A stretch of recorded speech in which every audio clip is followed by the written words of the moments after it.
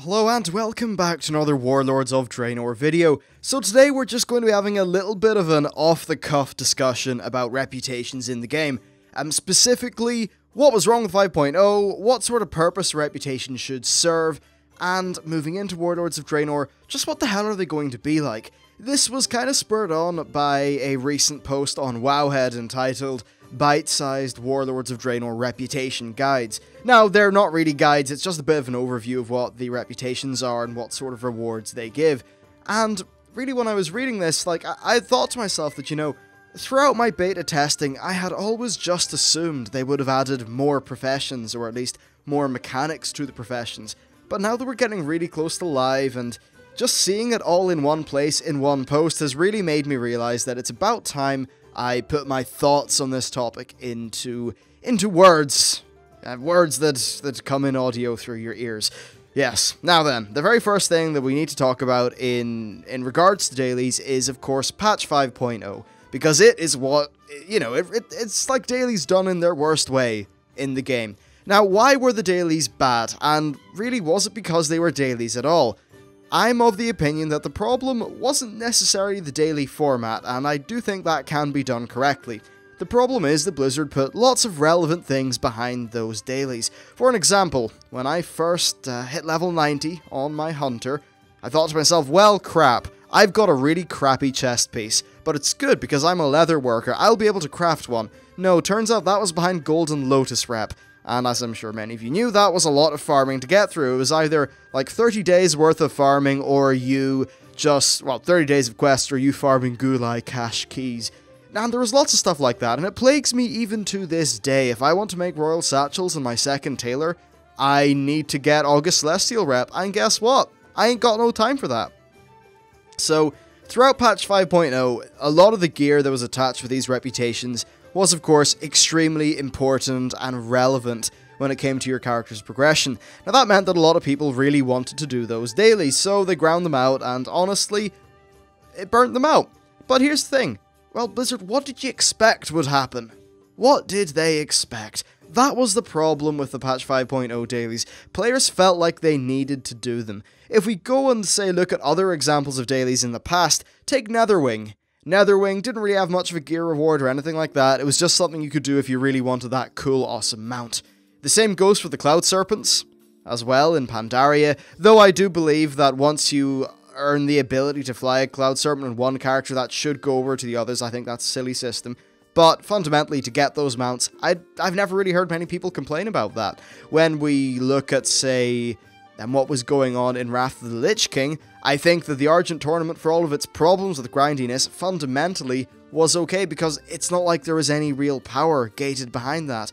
There's a lot of players that I knew who thought, well, I'm really into these mounts, so I can go and do that in a completely optional manner. That meant that all that daily content was relevant to those people, but no one was forced into doing it. And the problem with dailies is being forced into doing it, because every day that you don't do one of those 5.0 dailies, back then, you felt like you were missing out on something. You knew that that was you delaying your ability to get access to those numerous useful things. And that really sucked. And that's why people did not like patch 5.0 dailies. And when patch 5.1 came around, it was just another daily to do. Because patch 5.1 came out like 70 days after 5.0, or something like that. Do you know what this meant? This meant that not only were people doing their 5.0 dailies in some characters, they were now doing the patch 5.1 dailies, which also had some useful things attached to them. And overall, it was just a recipe for disaster. So when we move into patch 5.2, people were still sick of dailies. And then 5.3 and 5.4 happened. Now, what's happened in Warlords of Draenor, and I'll go over the dailies roughly, is that there's the Council of Exarchs, who are the Alliance faction. You get rep with them as you level up, that's it, no other way. The Frostwolves are a Horde faction that you rep up with as you level. The Arakoa are a faction that you rep up with in the Spires of Iraq. Then you've got the Steamweedle Preservation Society, who you rep up with in Nagrand, by doing quests, but also by turning in some items, so at least there's a little bit more sort of exploration, like gameplay going on there. Then there's just the PvP and PvE Ashran factions, and then finally two factions which are tied to the trade post and the garrison that we don't know a lot about because their quests haven't been implemented. But here's the thing though, 3 of these factions are things that you just get by going up to level 100. Sure, you might have to put a little bit of work in, but it's not like, you know, it's not akin to some of the cool reps that we have had in the past. Now, in terms of rewards, none of these factions have got anything that will really affect your power that much. I think the PvP faction has some way of selling you PvP gear, which of course will be quite useful in PvE still, but like that's going to be earnable via participating in Ashran, so that's okay, that's you doing PvP to get PvP content. But everything else is cosmetic items, mounts, maybe transmog gear with no stats, things like that. Fun little things that are, you know, it's totally cool to have. Located within Reputation. But here's the thing, you know, three of them you get by leveling up, one of them is an interesting one, and the other two are PvP ones, and the other two are just associated with the garrison building. I feel like we're missing out on stuff here. You know, I was really rather just disappointed in this, because I just thought to myself, right, there are a lot of cool reps that are already in the game.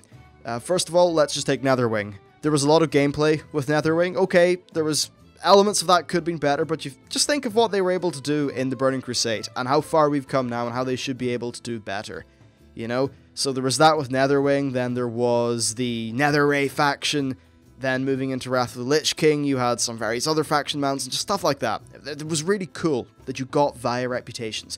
And the thing that I think a point that I really want to make here is that reputation content is sort of timeless. It lasts throughout the whole expansion, assuming it is like Netherwing, in that it's all about mounts or cosmetic items.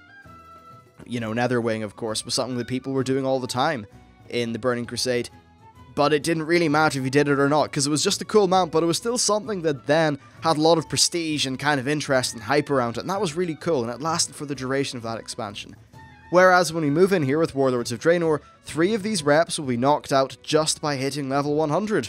I think that's a bit of a problem. Honestly, I think it's totally fine to have reputations in there in almost the classic way of doing them. It's just that they just have to make sure they don't do what they did in 5.0. You know?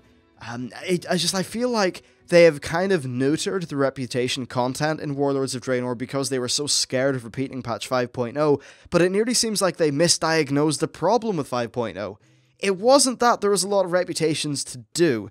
Now, I will say I didn't find any of those reps particularly fun or interesting, but fundamentally the problem was you felt like you had to do them all the time. Well, you know, these mount and cosmetic reputations, they're not things you feel like you have to do. They're just a thing that's, you know, hey, I could do that if I want to, but if I don't, well, I don't really lose out on any power. Whereas in Warlords, it's just kind of like, yeah, you get 3 of them by leveling up, one of them's a bit interesting, and then the others are just like Ashran and stuff. Come on! They could have done better. Now, I do have some ideas. First of all, the Dracorium. The Dracorium is just chilling out in Shadowmoon Valley, and of course they could probably throw in a Horde equivalent. Now, what is the Dracorium, you might ask? Well, the Dracorium is a place that basically just breeds Fey Dragons.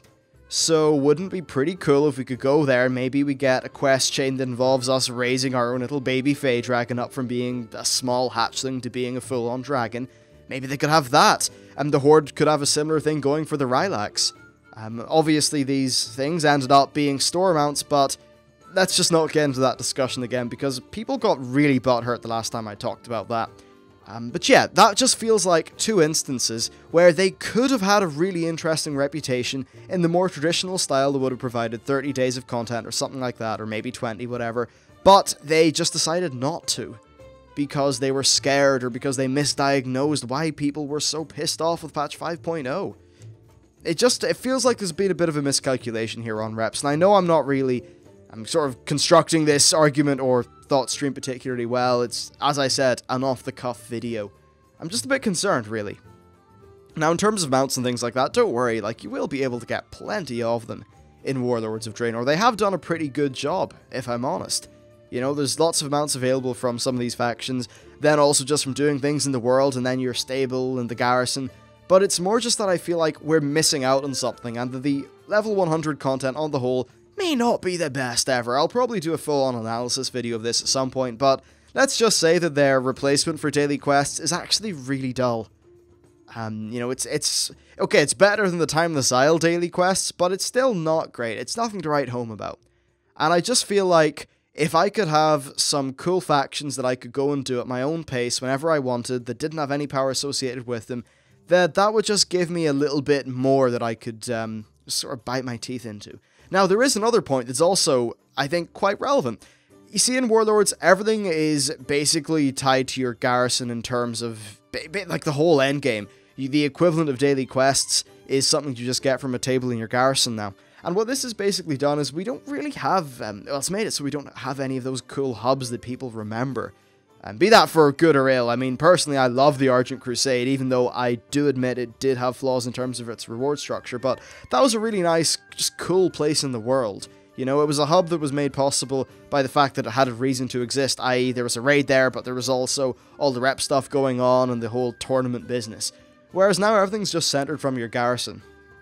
And I think that's actually a bit of a problem with world building. You know, it's nice to have various parts of the world that feel like a home, that feel just like interesting fixtures. I nearly felt like Pandaria suffered from having most of the hubs and places like that just being a small hovel of tents.